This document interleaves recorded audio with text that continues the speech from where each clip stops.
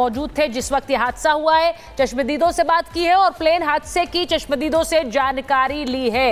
तो ये बड़ी खबर आपको बता रहे हैं। हमने आपको बताया कि नागरिक उड्डयन मंत्री इस वक्त घटनास्थल पर पहुंचे हुए हैं और उन्होंने वहां पहुंचकर चश्मदीदों से बात की है, इस दुर्घटना के बारे में जानकारी ले रहे हैं।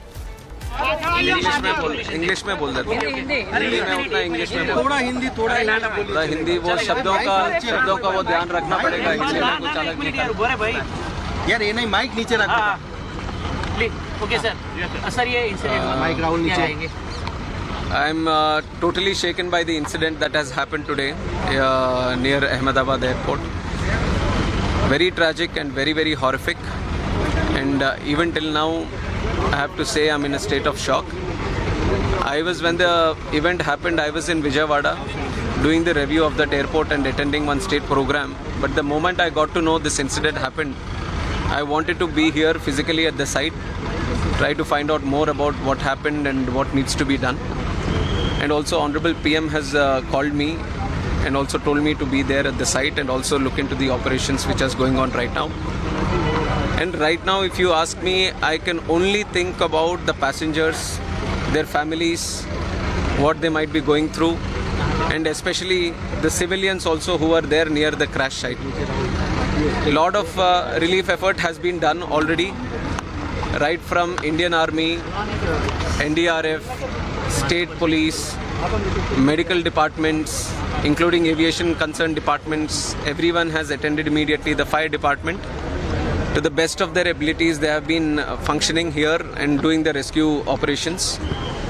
And we still have to find out the numbers. I don't want to put any wrong numbers to you, so we still have to go through the numbers. And my condolences, my prayers, my thoughts with the families of the bereaved. And we are trying to extend all the help that can be done. And even our Honorable Home Minister is also coming to inspect the site right now. He will be coming here. We'll go through another round of inspection. We'll talk to some of the people who are here and all the teams that are here. And then we are having one meeting at the Circuit House. Circuit House, Annex. So we will be discussing some more things there. Maybe once we go through all these discussions, I can give you some more information. But if you ask me, then I'm just thinking about the families and the passengers who are there. It's a great loss. Yes, it is. It is very British nationals. Yes. Very sad to know that Vijay Rupani ji, Chief Minister, was also there, and like you're mentioning, other nationals were also there. Children were also there. I would only say that each and every life is precious to us. Each and everyone is a very important person to us. So it's an incident which has shaken the nation also. Everyone has expressed their grief. Seriously इस घटना को लिया जा रहा है क्योंकि इतनी technology होने के बावजूद इस तरह की घटना होना तो वो एक अपने आप में बड़े सवाल है. Yes. I'll only give one line to what you have asked right now. We are going to do a fair and thorough investigation. We are not going to spare anyone. We are not going to leave any stone unturned. We will do properly according to the protocol, and we are going to go to the depth of why this incident has happened. That much I can tell you now. और इस बीच जो बड़ी खबर आ रही है वो आपको बता दें, अहमदाबाद के पुलिस कमिश्नर का नया बयान आया है। वो ये कह रहे हैं कि विमान हादसे में एक व्यक्ति जिंदा मिला है। सीट नंबर 11A पर मौजूद यात्री जिंदा है। प्लेन क्रैश में और भी लोग जिंदा हो सकते हैं। तो ये बड़ी खबर है, यानी कि पुलिस कमिश्नर पूरी तरह से उस पर मोहर नहीं लगा रहे, लेकिन वो ये बता रहे हैं कि 11A पर जो पैसेंजर बैठा हुआ था वो जिंदा है। और इसका सीधा मतलब ये है कि संभावना है कि और भी लोग जिंदा हो सकते हैं। ये इसलिए ज़रूरी है बताना क्योंकि जिस तरह का हादसा है, हम बार बार बता रहे हैं, जिस तरह की तस्वीरें हैं भयावह हैं, उनसे आशंका यही आती थी कि शायद ही कोई इस दुर्घटना में बच पाया हो। लेकिन ये बताया जा रहा है कि 11A पर जो बैठा पैसेंजर था वो जिंदा है और संभवतः और भी लोग जिंदा हो सकते हैं। और ये अच्छी खबर है अगर ऐसा होता है। ये सभी चाह भी रहे हैं, इसके लिए सब प्रार्थना भी कर रहे हैं कि लोग बचे हों, क्योंकि जिस तरह की तस्वीरें आई थी बहुत भयावह थी, बहुत डरावनी तस्वीरें थी। हम तस्वीरें दिखा भी रहे हैं क्योंकि धमाका बहुत तेज हुआ था क्रैश होते ही प्लेन में।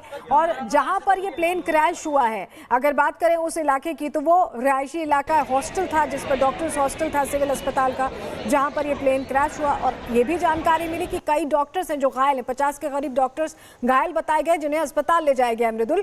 लेकिन अगर यह खबर आ रही है कि एक शख्स जिंदा बचा है और वो इस स्थिति में है कि वो बता पाए कि क्या हुआ है, तो इससे मदद भी मिलेगी और उम्मीद भी, और लोगों के जो परिजन हैं जिनके अपने इस प्लेन में शायद सवार हुए थे, उनके लिए उम्मीद की किरण जैसा है। बिल्कुल। और देखिए, अगर एक शख्स जिंदा है, जैसा हम कह रहे थे कि एक जिंदगी भी बहुत महत्वपूर्ण है, और वही कह रहे हैं कमिश्नर ऑफ पुलिस गुजरात के JS मलिक साहब। उनका कहना है कि हम कोशिश यही कर रहे हैं कि अगर किसी शख्स में जान है तो तुरंत उसे अस्पताल में भर्ती करवाया जाए।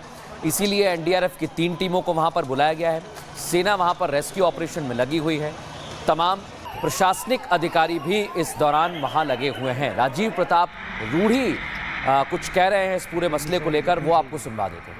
इसका कारण क्या है? अत्यंत दुखद, असामान्य, और मैं समझता हूं कि इस दुखद परिस्थिति में कोई ऐसी टिप्पणी करना, और मैं कोई तकनीकी विशेषज्ञ नहीं हूं, मैं विमान उड़ाता हूं, लेकिन इन सब चीज़ों के बारे में कोई अलग से टिप्पणी मैं नहीं कर सकता हूं। अत्यंत खेदजनक, अत्यंत दुखद और बहुत दुख का विषय है कि इतने सारे नागरिकों का इसमें, इससे अधिक इस पर कुछ नहीं कहना चाहिए।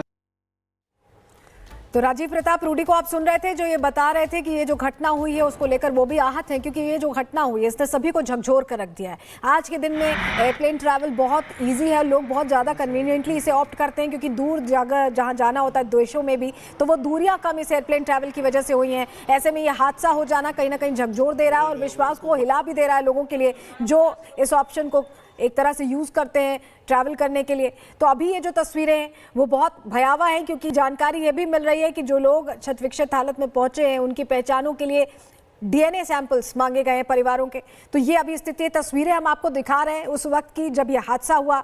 दोपहर में करीब 1:50 पर ये इमरजेंसी कॉल आती है और जिसके बाद तुरंत इमरजेंसी सर्विसेज एक्टिवेट हो जाती हैं। प्रधानमंत्री जानकारी लेते हैं, गृह मंत्री अब से कुछ ही देर में बताया जा रहा है पहुंच सकते हैं। नागरिक उड्डयन मंत्री की हम बात करें, राम मोहन नायडू मौके पर है, पूरी चीज़ों की जानकारी वो ले रहे हैं, क्या एक्शन लिया जा रहा है अब उसके बारे में डिटेल्स ले रहे हैं। सुचरिता, जो तस्वीरें वो बता रही हैं कि अभी हालात नियंत्रण में करने की कोशिश हो रही है। देखिए, और इसके बाद जो लोग दुर्घटना के शिकार हुए हैं, जो लोग विदेशी नागरिक हैं, उनके भी परिजन भारत आएंगे, ये भी स्वाभाविक है। उसके लिए भी एक हेल्पलाइन नंबर जारी किया गया है, हम वो भी बता रहे हैं। जो भारतीय लोग हैं उनके लिए भी हेल्पलाइन नंबर जारी किया गया है। ये जो तस्वीरें हैं ये बताती हैं कि ये दुर्घटना कितनी भयावह रही है। और जैसा कि वहाँ के पुलिस कमिश्नर का बयान आया कि एक व्यक्ति संभवतः वो इस पूरी दुर्घटना के बाद भी बता पा रहा है, और उसके बारे में जानकारी आने के बाद ये एक चमत्कार जैसा लगता है। और इसी से ये उम्मीद भी जगी है कि कुछ और लोग भी इस दुर्घटना में शायद बच पाए हों। ये उम्मीद जगी है और ये बहुत बड़ी बात है।